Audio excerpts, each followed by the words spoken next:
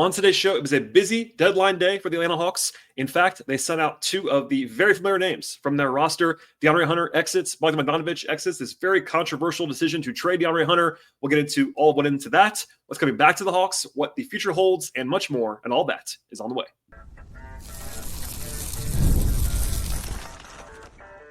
You are Locked On Hawks, your daily Atlanta Hawks podcast. Part of the Locked On Podcast Network. Your team every day. Hello, friends. Welcome to episode 1904 of the Locked On Hawks podcast. I am your host, Rowland, coming to you on a Thursday evening post-deadline edition of the Locked On Hawks podcast. Today's show is brought to you by the folks at FanDuel Sportsbook. Super Bowl 59 is here. It's this Sunday, and there's no better way to make every play more exciting than with FanDuel Sportsbook.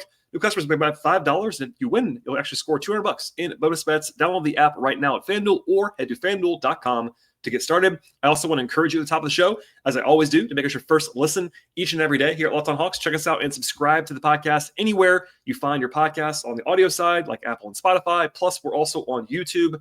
Please like this video as you're watching it and tell your friends about the show. I'll plug this first. We did a show last night on Wednesday about the Hawks' close-fought loss to the Spurs. And if you're just joining the podcast now for the first time or the second time or whatever, we cover the Hawks every day of the year, basically. Every game, every transaction, all of that and much more on this podcast. But today will be exclusively focused on what transpired on Thursday from morning to afternoon. It was deadline day in the NBA today, and the headliner is that the Hawks elected to trade both DeAndre Hunter and Bogdan Bogdanovic. Bogdanovic, less surprising. I've been saying for the last week or so that it was quite likely that Bogey would be traded from what I was hearing. That ended up happening. The last couple of days, I've discussed on the podcast that DeAndre Hunter was definitely a possibility to be traded. And if it happened, Cleveland was at the driver's seat from those discussions. Ultimately, he does go to Cleveland. Bogey goes to the Clippers in a two-team deal. And look, overall, we'll separate them to some degree because they're different transactions. But this time of year, everything is one transaction. What you do today impacts everything else. Like every deal kind of folds in on itself. So here's the overall return of what the Hawks did on Thursday, and then we'll kind of break it out, and I'll react to it. The Hawks sent out Hunter, Bogdanovic, Cody Zeller, the Cody Zeller era now over in Atlanta, and then 4 second-round picks, all of which are not good second-round picks. They're all kind of bad, actually. 2025 Minnesota, 26 Memphis, and in protected fashion, the Clippers pick at 2027, and the 2028 Houston Rockets second-round pick. So all good teams, all not that great picks. They all matter, but that's just the case. Then the Hawks receive in these trades Terance Mann from the Clippers, Caris LeVert from the Cavs, George Niang from the Cavs, Bones Highland from the Clippers, and then a trio of second-round picks from the Cavs, 2027, 2029, and 2031 from Cleveland, all unprotected from what I understand right now, and then a complicated set of first-round draft swaps in 2026 and 2028 that have to do with Cleveland and a previous trade with Utah, and it's complicated. That'll be a different podcast for a different day. But that is the haul. So basically, the Hawks traded 2 of their stalwarts, not their inner core guys, not Trey Young, not Jalen Johnson, not Zachary Richey, not S. Daniels, but kind of their next tier down of guys who have been key to them for a long time.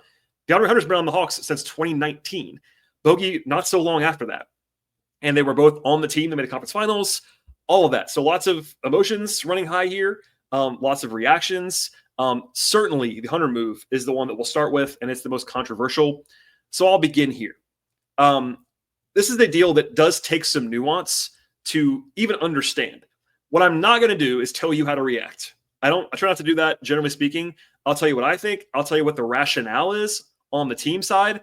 But, a lot of people mad about things today, and I get it. But what I don't ever do is tell you something that I think you want to hear or that you need to hear from the Hawks side. They're not telling me what to do. I don't care what they have to say. But I will explain to you what I think the rationale is from the reporting standpoint and then my own evaluation of the trade. So trading Hunter to the Cavs is not popular with Hawks fans. And I do understand why. He's having his best season ever. That's the most important thing in this, is that Hunter is playing really well. There's the attachment as well as a former top 5 pick with the Hawks, which doesn't really matter anymore, but it's still the case. And he's been scoring a lot of points. And look, I'm not picking on anybody, but scoring a lot of points is a good way to get a lot of attention. And generally speaking, points per game is what drives a lot of people. And Hunter is their second leading scorer right now with Jalen Johnson unavailable. So there's that. And also the return is not exactly sexy. Now, it's not for me, as we'll get into now, it's not a bad return. This is not a return that would net you an F grade, I don't think, by anybody, quite honestly. At least that anybody that's like plugged into the NBA. But I think that it's a combination of, I think people are a little bit too zealous about what Hunter actually is and what Hunter's value actually is at the moment. And also, people don't really take into account the future. They don't take into account who the guys actually that they got back were. For instance, I'm not trying to say this is gospel, but Kevin Pelton of ESPN is probably the person that I trust the most that writes trade grades every time there's a deal in the NBA for a long time. He's kind of a machine. That's actually his nickname is the machine. He gave the Hawks a C- for the Hunter trade. That's a very appropriate, I think, grade, which is slightly below average, not an F, not an A, just kind of a weird, interesting, nuanced trade. So why do they do this? Is a question I got a lot today in various forms of anger. What I think is, and look, Later Fields has not spoken to the media yet. We will ask him about this, I'm sure. The Hawks, as I record this podcast at about 6:15 Eastern time on Thursday, have not even announced these deals yet. They're not official. It takes a long time for the NBA to do all the trade calls and let people announce things. They're all happening, but the reaction, the press conferences have not happened yet. So this is a little bit of reporting, a little bit of nuance, etc. I believe this is a short on DeAndre Hunter. And when I say that, it's not that they think he's terrible by any means, but the background is really interesting here. So I shared this today on social media, and people did not like it, but I'll share it again. A league source texted me after the trade and said the following, quote, "In September, the Hawks would have done that trade without a single pick involved and been excited about it." End quote. You don't have to agree with that. And by the way, I'm not oblivious to the fact that things have changed between September and now. They didn't do this deal with no picks. They did this deal separately of that. But that's a bit of history that's vital, because the story here is that DeAndre Hunter, for about 18 months, was a player that the Hawks could not trade without attaching a first-round pick or more to his contract. It was seen as a widely negative asset overall on his contract. Part of that is that he wasn't playing incredibly well. He's playing fine. He's always been a fine player. Part of that's that. Part of that's that he has a lot of well-documented injury issues. He's not been a durable player in the NBA. And it's recurring knee issues as well. It's not like little things here and there. It's the same kind of injury at the same body part. That all matters. But this year, he's played much better. And yeah, by the way, people forgot this. He did miss 10 games in a row earlier this year. So he hasn't been a perfect picture of health, but he has been playing consistently now for about 3 months, 2.5, 3 months, and playing the best he's ever played. I'll be the first to say that, best he's ever played. Now, he has cooled off a little bit in the last couple of weeks. He had like a 66% true shooting percentage for a long time. That's like in the mid-50s now over the last couple of weeks and months. Notable. But his value around the league, or at least his value to the Cavs, was high enough that they turned around and said, you know what, we view DeAndre Hunter as a positive on that contract. And I think the Hawks basically said, we don't know if he is, and because you're valuing him as a positive asset, we're going to go ahead and do this now to kind of mitigate the downside risk, because the risk is he still has two plus years on his contract at $24 million on average per season. That's a lot of money for DeAndre Hunter. It's not crazy. It's an appropriate, reasonable-ish contract, but it isn't a huge value either.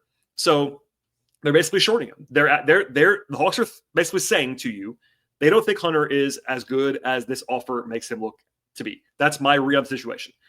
Does it make them worse now? Maybe. We'll get into that later on in the podcast, but that's what they're doing here. And I get it. It's not one where it's popular. It's also not one that is ever going to be received well on the surface, especially for people that are not well-versed in the contracts and the luxury tax and the planning purposes. This is definitely a deal that I think the front office probably has to know wasn't going to be received super well by general fans, because you're trading the guy who has the great numbers, 19 points per game this year, the most famous player in the trade. You're trading him for two guys who are, by the way, real players, but not interesting players, not guys that you're banking on long-term, and no first-round picks, which is surprising to me. I thought if this deal happened, it was going to be involving at least one first-round pick, or at least Jalen Tyson, their first-round pick from last year for the Cavs. They got neither one of those. They got 3 seconds and 2 swaps that are not super high-value swaps. So all that said, that is why they did this. My read on this is the following. I don't believe this is a disaster for the Hawks. My mentions do believe that, and I get it. But I think because of the future savings, because of the durability concerns, which is a real thing that people have just forgotten about.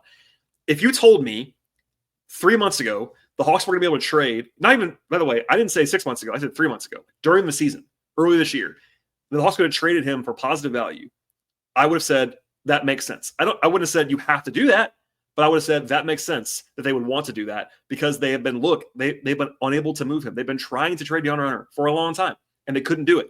And to their credit, they didn't want to attach first-round picks to get off of him. That would have been silly, and they didn't do that. So that's a mild thing to their credit. But also, there's an element of this, it's already been covered this way in some circles in Atlanta, of salary dump. That word gets thrown around. And look, some of that is real in that the Hawks do worry about the future salary. The Hawks do have a well-documented, that I've been yelling about, penchant for 3, 4, 5, 6 years now of ducking the luxury tax on purpose, not going in the tax. They're not going to do that. At least they haven't yet. Maybe they'll change it in the future. This year, they made a move today, multiple moves today, that were expressly designed to not go into the tax. And that's reasonable in today's context, but for the future, for the past, they won't do it. So if you're planning your team in a way that you are not going to pay the tax, and by the way, I'm not saying you should like that. I am on the record. I've been saying this for a long time. If I was a Hawks fan that didn't have media, if I was just a fan, I would hate the Hawks not paying the luxury tax. I would hate it. That's been a firm cap, and that drives me crazy if I was a Hawks fan. But at the same time, that's the reality. And they did get stuff back for DeAndre Hunter. And it's one of those things where maybe he isn't this good. I'm inclined to believe he is not actually as good as Hawks fans reacted to him being today. And honestly, the same Hawks fans probably would have driven him to the airport 6 months ago. I'm not saying he didn't get more information because he has gotten better. He's having the best year of his career. That is a very relevant data point in the situation. But overall, that's what I think happened here. And we'll see what Landry says about this. But I think the Hawks are shorting DeAndre Hunter. And they think, you know what? We can get off him right now. The risk goes away on that contract. We get an expiring contract in Caris LeVert, who's a good player, but is not as good as Hunter, but is expiring. We get a guy in George Niang who's cheap next year, cheap this year. And yeah, for planning purposes in the NBA, it's not like baseball. In the NBA, you have to care about contracts. Whether you want to or not, you have to care. Unless you're Steve Ballmer and you have unlimited money and you'll spend it, most teams you have to care, and the Hawks care in this instance. We'll have more on this in a second. I will have my breakdowns quickly of what the Hawks are going to get in Caris LeVert and George Niang, but that's what I think actually happened here. And perhaps Landry will refute that tomorrow or whenever he talks to the media. I don't think he will, but we'll see. Stay tuned for more in just one moment. Today's show is brought to you by PrizePicks. Basketball season is heating up now. There's no better way to get on the action when PrizePicks, the best place for daily fantasy sports. They have over 10 million members, billions of awarded winnings. PrizePicks makes it easy and fun to turn your sports knowledge into real money. Here's how it works. Pick more or pick less on at least 2-player projections, and if you're right, win up to 1,000 times your cash. This week I'm actually looking at the board every single day, and the best part is that PrizePicks keeps it simple. There's line up in actually 1 minute or less, and their fast, secure withdrawals mean you actually get paid quickly when you win at PrizePicks. Plus, they have Taco Tuesday promotions. They actually give you discounted player projections for even more value. Check out the promos tab right now as well to tail any of these super sweet Millie winners big game lineups. If you tail a lineup, it goes 3 for 3. It would split up to $1 million in promo funds. Download the PrizePicks app today and use promo code LOCKEDONNBA. $50 instantly after you play your first $5 lineup. That's code LOCKEDONNBA at PrizePicks. $50 instantly after you play your first $5 lineup at PrizePicks. PrizePicks, run your game. All right, so we got done talking about the explanation. And again, not saying you have to like it. That's what I think the rationale was. If I was a more reactionary person, I might be like, look, the Hawks made a trade and didn't get the best player in the trade. If you send the best player out in the trade, it's hard to justify. And I get it. Most of the time, not all the time, most of the time, the best player in the trade wins the trade. And that's not what the Hawks did here. But that's what happened in this spot. As for the Bogey and that secondary trade, and look, if Bogey gets traded, if you told me that 3 months ago, that Bogey gets traded, it's almost a bigger deal in some respects than Hunter, because Bogey's coming off a season last year that he was, in my mind, the best reserve in the NBA and was really good and basically not untouchable in trade, but a good example of the Hawks not selling high on a player. So I want to make sure I made this point at some point, and I'll do it now because it applies to Hunter and Bogdanovic and previous iterations. The Hawks, until today, have basically never in this regime sold high on a player. And when I say sell high, I mean at the peak of their value, instead of just like holding on and staying true to what you wanted to do in the first place, saying, you know what, this guy might come down a little bit from here. We should maybe be proactive and make a trade. The Hawks broke type today. They actually did something that they've never done before, and they actually traded a player in a sell-high window. Previously, a lot of people, including me, to be fair, in some respects, not all the time, but in some respects, have complained and criticized, and I think rightly criticized the Hawks for not doing that, ever, for holding on too long to John Collins, to Clint Capella, to who I love, of course, but still, and now to Bogdan Bogdanovic. There are three very clear examples of the Hawks not trading a player when they could have gotten a lot for said player, holding on only to have that player decline in trade value. And look, they also got those extra games, extra seasons of play on the court, which does matter. But the Hawks 3 times, one more time here, Collins, Capella, and Bogdanovic, all 3 of whom they held on to when they could have traded earlier, and they got less and less and less for them. Ultimately, with Capella, they got nothing for him because he might leave in free agency this year, and regardless, he will hit free agency by the end of the season unless he signs an extension. So you got those 3 on one side, Hunter on the other. So Hunter, they actually were proactive for the first time. So I do find it a little bit, maybe funny is the wrong word, ironic perhaps, that I think the same people that were mad and always say, why didn't they trade these guys earlier when they were at their higher value, are now mad about Hunter being traded at his highest value. Or at least maybe the belief is he's not his highest value. That's a reasonable thought to have. Maybe he keeps going up. That's fair. But at the moment, Hunter has the most trade value that he's had in probably 4 years. So that's interesting. With Bogey, though, they waited a long time. If they traded Bogey this summer, coming off of a 6th man of the year caliber season, they would have gotten a lot more than this. And that's a very fair thing to say and criticize them for.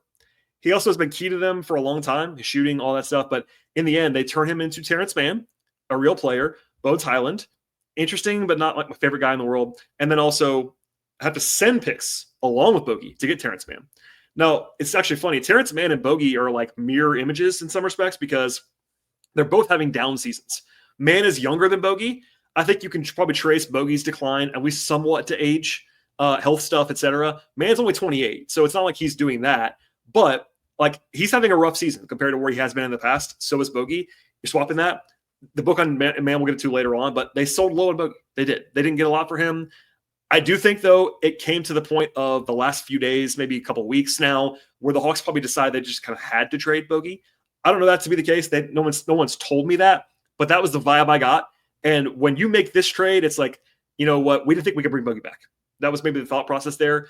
With Capella, as we'll get into maybe a little bit later on, he's expiring. Even if you wanted to buy him out, it's not a disaster. I wouldn't do that, but if you wanted to, it's like you could just go ahead and do that. With Bogey, you can't do that. He's owed money next year, team option after that, etc. So you got to kind of be more proactive.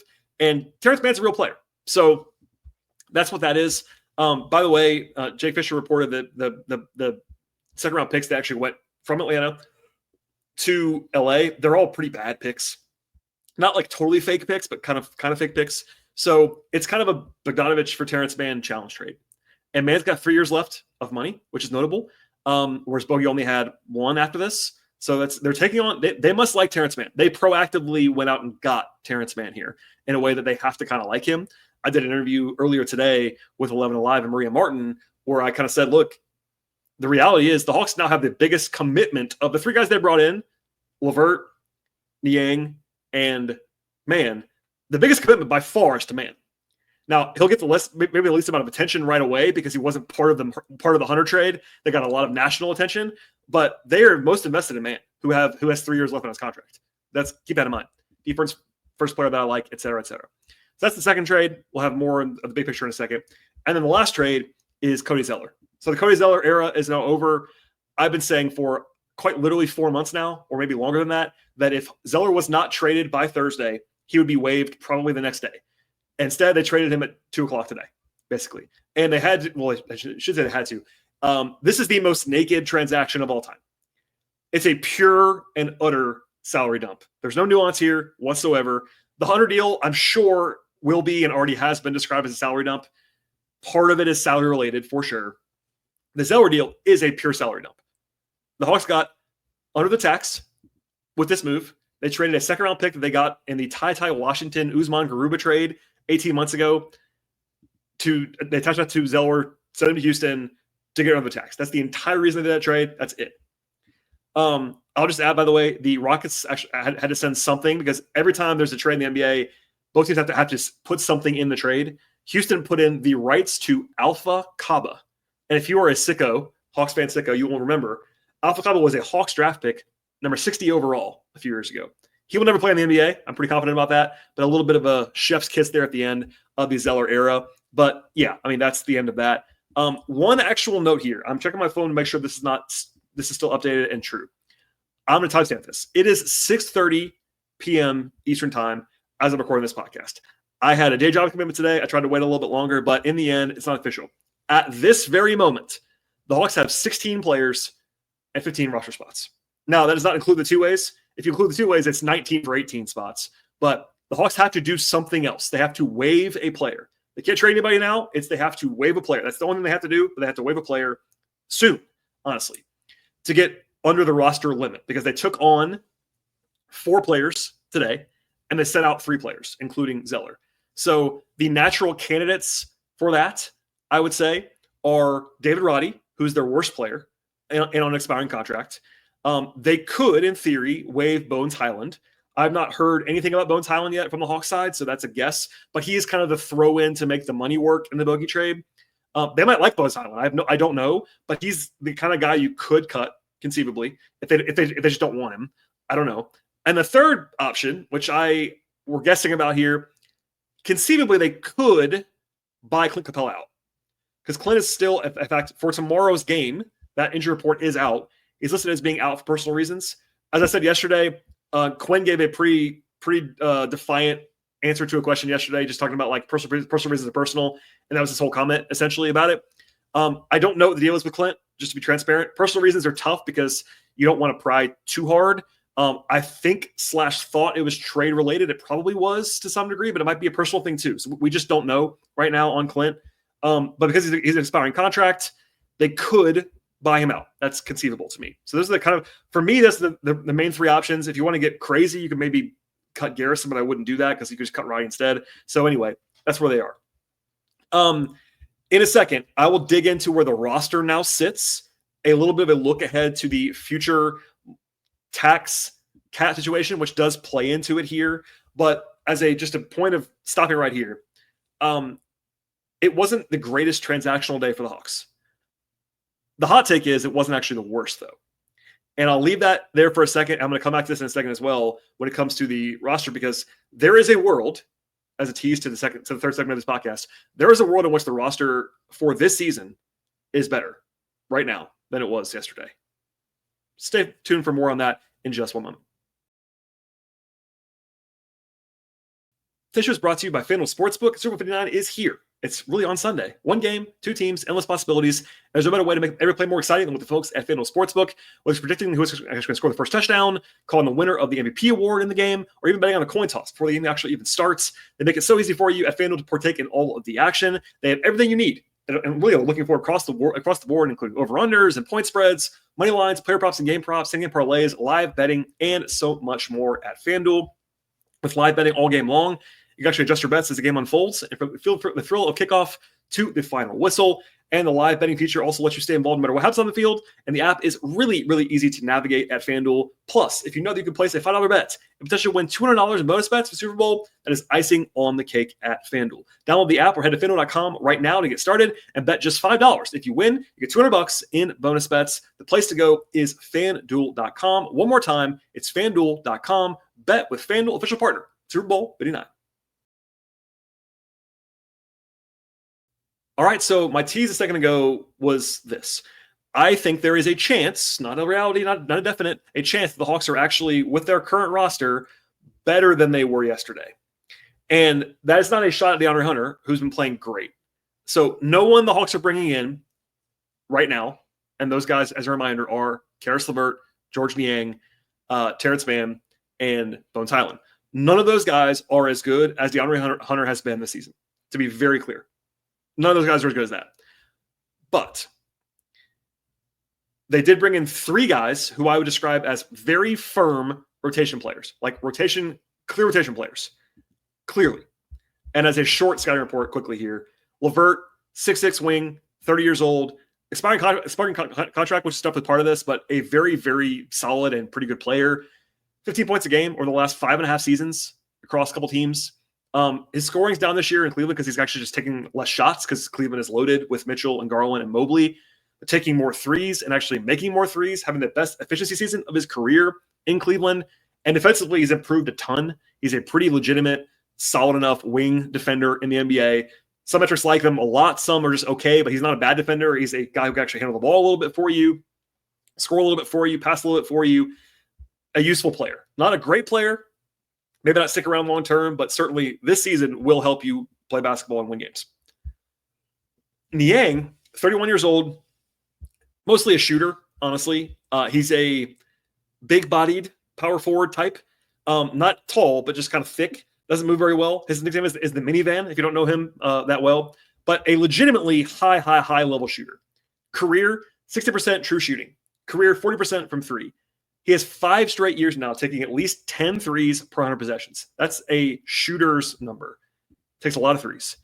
That is his big value. The Hawks do need shooting badly. But defensively, he's pretty bad.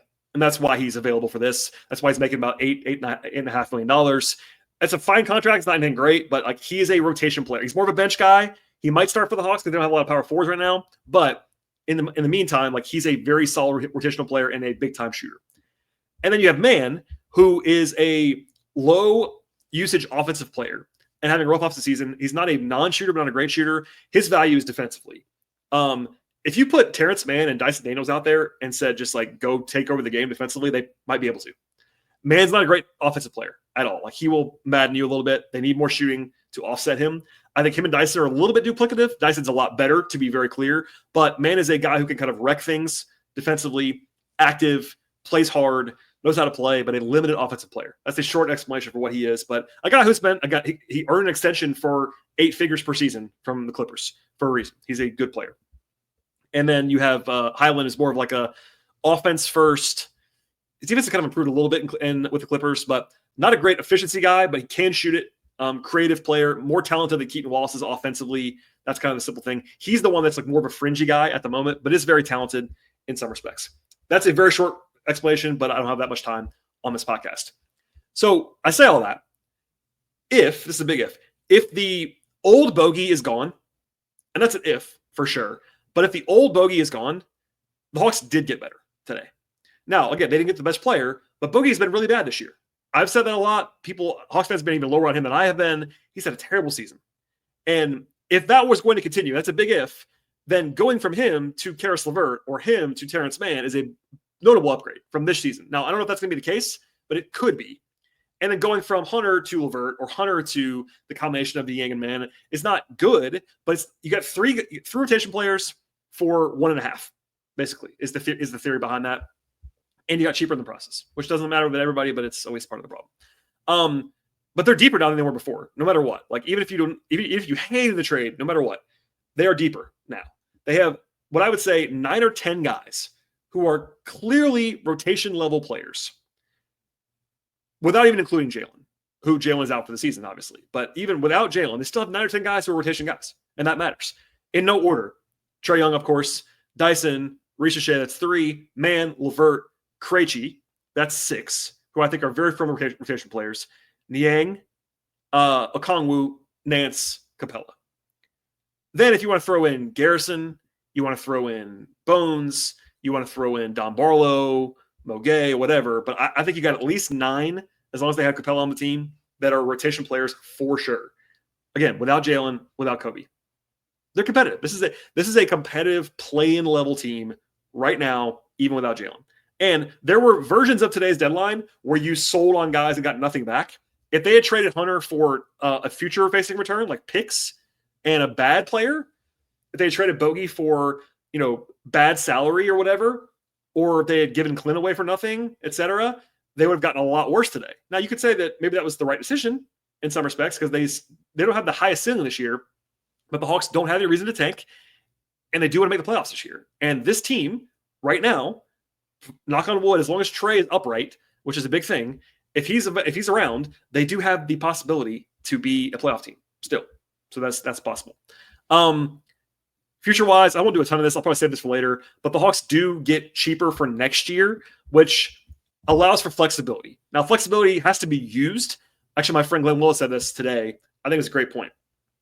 A lot of the reaction 6 months from now about what the Hawks did today will be changed based on what they do in June and July. And he's 100% right about that.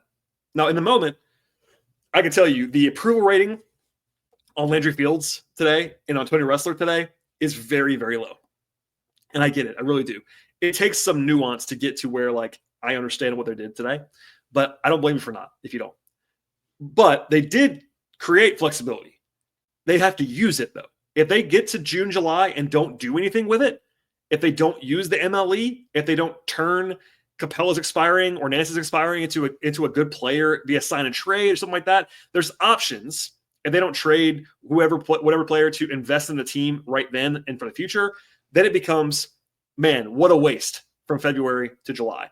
And I hope I will say that if it's the case. Like, I think I will if that's the case.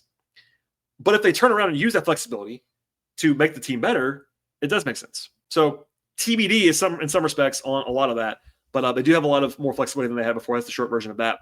And I'll probably spend some mailbag time in the next couple of weeks laying out the numbers and all of that. Last thing, the Hawks do play a game, by the way, on Friday. I'm not going to preview it. I'll do a podcast after the game, and I will probably also share whatever Landry says on that show, or at least a show in the coming days, because I'm sure he's going to do a press conference at some point in the next 48 hours.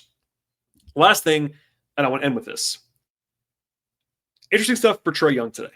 Now, he's not said anything to this point that I've seen publicly. There was a very cryptic and weird Chris Haynes tweet because he shared himself on TV kind of saying nothing for 60 seconds. And I like Chris Haynes, but that was a weird thing to do. But people ask me, like, will Trey be mad about this? Number one, I don't know yet. And yeah, I'm sure Trey doesn't love losing DeAndre Hunter, a guy he's played with for a long time.